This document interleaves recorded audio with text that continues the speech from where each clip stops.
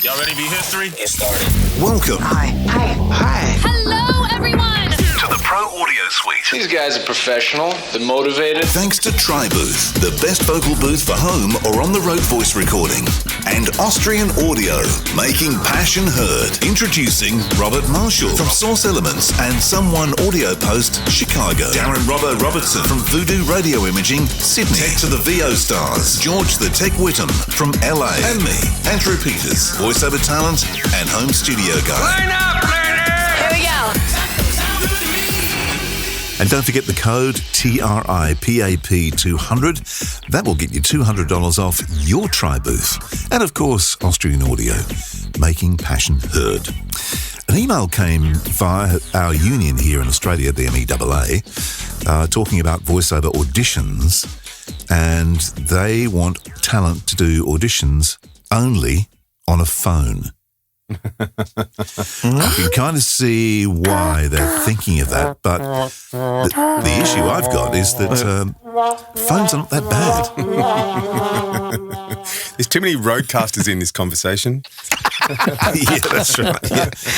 We got to move away from the default bank and chunk. So what is the reason, Andrew? Did they say, is it because they think that the crappy quality is going to, well, the supposed crappy quality would be my opinion, is going to make people think twice about just using it? That is correct. It's going to be MP3 from your telephone. Purposely made bad.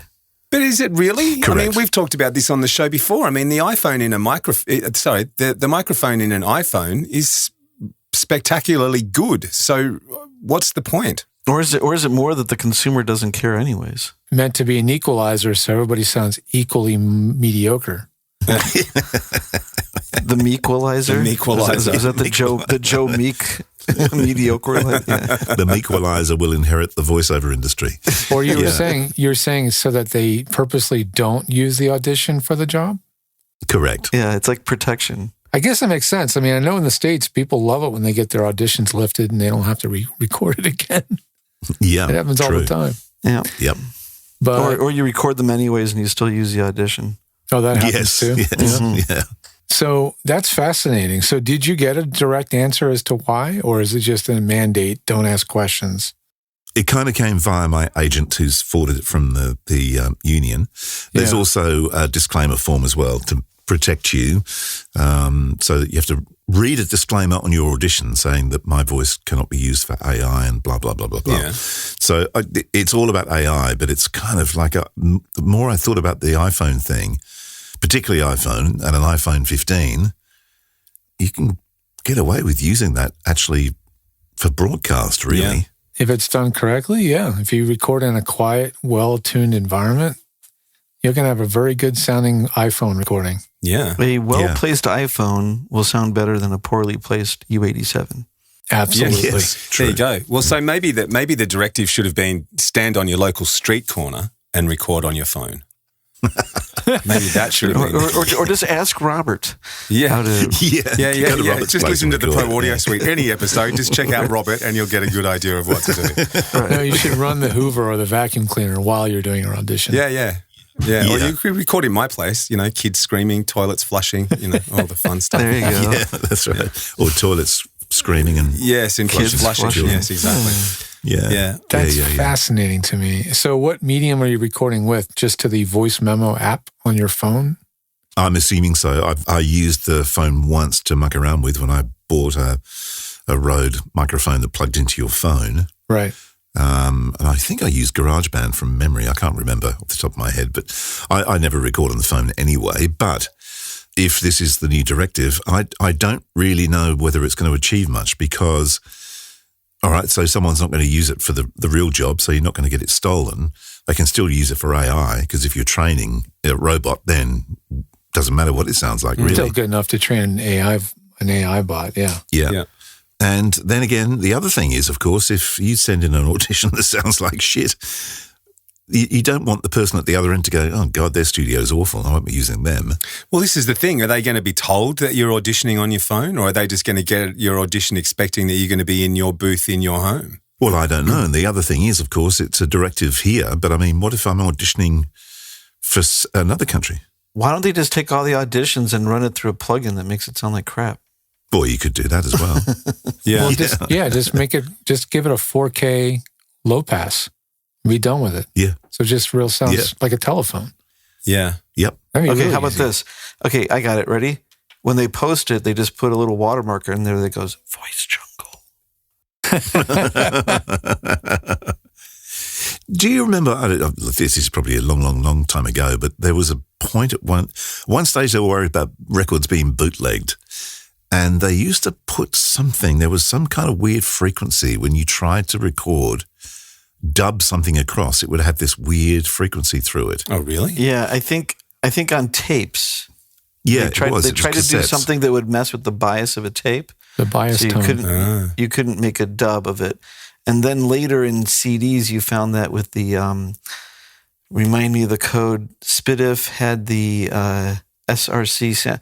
There was a setting when you'd master a CD, it would only allow one digital generation to be made, and the second digital generation could not be copied. SRC or something. Yes. What was that called? Yeah. I don't remember, but yeah. I know what you're talking about. Yeah. That's a Sample from the bit. past. Like people would call it sample bit, I think. Yeah, when you master a CD, you can actually enable a bit that will prevent that disc from being copied. Mm. Yeah. I remember that in my recording in like Wave Lab or whatever I was using to master. Yeah. Or burn the master, you could say, do not make this disc copyable. And then if you had a professional DAT machine, it wouldn't give a crap and it would copy it anyways. Yeah, was that connected via AES or via SPDIF? SPDIF or AES would, I believe, well, definitely SPDIF. No, SPDIF, because SPDIF carried more metadata than AES, I believe. I don't know that if it was carried over AES. I'm not Because sure. SPDIF was the consumer protocol and AES was the pro Correct. protocol. And then there was another change to it, because then after that, when recordable CDs came out, the music industry wanted its royalties for all the music that was going to get bootlegged. So they made special, more expensive recordable CDs. So that then when you bought a consumer CD recorder, you had to buy these more expensive CDs. Like Philips came out with the 870, and it was a cheap CD recorder. But it could only use these expensive discs. But then everyone figured out that all you had to do was you had bought one expensive disc and you put it in the machine and you primed it for record, and then you waited and you just grabbed your fingernails underneath the CD tray and you pulled it out and you switched the disc with a cheap disc and you pushed it in without like triggering the close motor so it didn't know to start its cycle up again. Wow, that's a hack and a half. God. And then you could just record on cheap discs and you didn't have to have an expensive recorder. Like, because if not, you were buying like an HHP or like a $1,000 CD recorder instead of a $300. Wow. Wow. Well, there you go. Wow. I wish I had known that hack all those years ago, but there you go. And then the other thing that you don't remember on the CD was the pre-emphasis bit that would raise the high end, right? That's what pre-emphasis did. It raised the high end a little bit extra. Yeah. I don't remember why, but I do remember that it had that. To compensate for shitty playback systems, I guess. I don't know, because like there's the RIA EQ curve on phonographs. It was almost like that. Yeah, it's like But a that was much pre-emphasis, different. de-emphasis. Yeah. SCUMS, that's what they called it. SCMS, Serial Copy Management System. Yes. And they would call it SCUM because they hated it. It was annoying.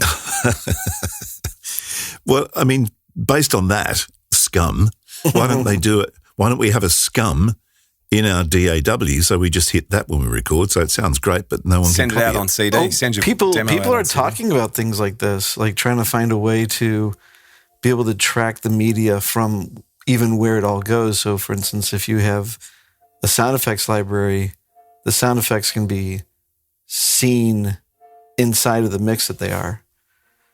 And then somehow the person gets royalties. It's a pretty hard problem to solve. Seems like there's 1,000 ways to get around it and only one way to make sure it works right. This phone thing, going back to that just for a second, because it's just occurred to me, does it sort of smack of desperation to you, that this sort of clutching at straws of sort of like, well, this is the best we can do? Does it feel to you like it does to me that maybe they're just getting desperate with this whole thing? To me, it smacks of, I didn't know there was that big of a problem with pilfering auditions that this is necessary. Yeah, I'm shocked. I mean, I would never have thought of this as a solution, but I would have thought of another way to do it. But this is it's a thing that anybody can do because everybody has a smartphone at this point. And It doesn't fix the fidelity problem necessarily, because you can still record really great sounding files. I mean, even more so, you can now up-res stuff. I'm sure this is going to hit for audio, but someone brought me a SD, it was DVD, but it might as well have been a VHS. It just looked like shit compared to all the video that we're used to, right? And took it to AI, and it made it look like proper HD. It just interpolated everything, all the missing bits. It just like, I know what would have been here. Here's the nose hair. Yeah. I don't know. I suppose you sort of got to be, these sort of unions and stuff have to be seen to be doing something, but I don't know that they're really doing anything. I can't see it making any difference. I mean, you've just got to be really, really careful about who you audition for. They've just got to be trustworthy, and they've got to be a signatory of a union so they don't break the law. Otherwise, they lose their membership to the union. I mean, I can't think of any other way of doing it. There's got to be some kind of way of punishing, but if someone wants to do it, they'll do it anyway. Yeah. You know. Is it that there's too many desperate voice actors, just desperate to find any kind of work, and they just don't care? They just want to get any opportunity to work, so they set themselves up to be ripped off? And then, next thing you know, they take a gig where they're just like reading the dictionary, and all of a sudden their voice is cloned, or it's part of a clone that you don't know what it's in, and they've just been part of because this is like a big data war is really what it boils down to. And how do you protect your data when your data is just like coming off of you like light? Yeah. You know, you can't. Well, I mean, when you think about how many auditions people do every day, you know, how much sort of unused voiceover is actually floating around out there? There must be crap loads of it. So much. Well, did I tell you what we want to do with the Echo servers? Like, and we don't really want to do this, by the way, so no one worry. But we just thought it'd be funny if we ever just like took a recording of all of the junk that gets set into Echo, like the Echo collage. I can imagine what people would be doing in check. that. Yeah, this fucking piece of shit, bullshit. God damn it! Yeah. Why does my mic sound like shit? What's going on? Yeah, all that rubbish. Yeah. That'd be hilarious. You could do a rap song out of it or something. You know, just sample stuff. There's like a lot of material there. Just absolutely, yeah. The source elements, the source elements 12-inch or something. Echo roulette. Yeah. There you go. Yeah. Echo roulette. Yeah. Echo blooper. You could have fun with that. You could actually tell people. You know, you could sort of have a competition. The person who leaves us the best line for our remix wins a 12-month subscription to Nexus or something. There you go. That would be a really fun one. I mean, right now it's like we don't run the queue manager because it would just fill up in an hour and then the computer would explode. Yeah. Interesting. It's a lot. There you go. It's funny, isn't it? I mean, AP and I were talking about subjects we were going to talk about today, and I was flicking back through our catalogue of shows just looking for ideas, and it goes back as far as like 2020 we were talking about AI back then. It's been an overriding sort of shadow over the industry for so long, hasn't it? But in the last 2 years, it has gotten... It's gotten worse, but I mean, yeah, but you can go back to 2020 and we were talking about it then. It's just been this big black cloud hanging over the industry for so long, hasn't it? It's just weird. Don't worry, there won't be any industry anymore, so it's all fine. God. Oh, that's reassuring. It's crazy, isn't it? You know, I've been thanks to George's influence, I've been delving into AI a little bit, and man, some of the stuff, you know, just images even, you know, conjure me up this image and bang, there it is, you know, it's just crazy. Thing is, I recognize all those images that you post as being AI generated. I'm sure you do. It has a very distinct style. It's a signature to it. It's like, if you know, you know, I guess is what I'm saying. Most people could care less, but. Yeah. Yeah, it's a slippery slope that we're sliding on down into the depths of God knows where. No work. Yeah, exactly. Of the slurp. Yeah. Well, who knows? Yeah. Splash. Well, that was fun. Is it over? The Pro Audio Suite with thanks to Tribooth and Austrian Audio. Recorded using Source Connect. Edited by Andrew Peters and mixed by Voodoo Radio Imaging with tech support from George the Tech Whittam. Don't forget to subscribe to the show and join in the conversation on our Facebook group. To leave a comment, suggest a topic, or just say g'day, drop us a note at our website, theproaudiosuite.com.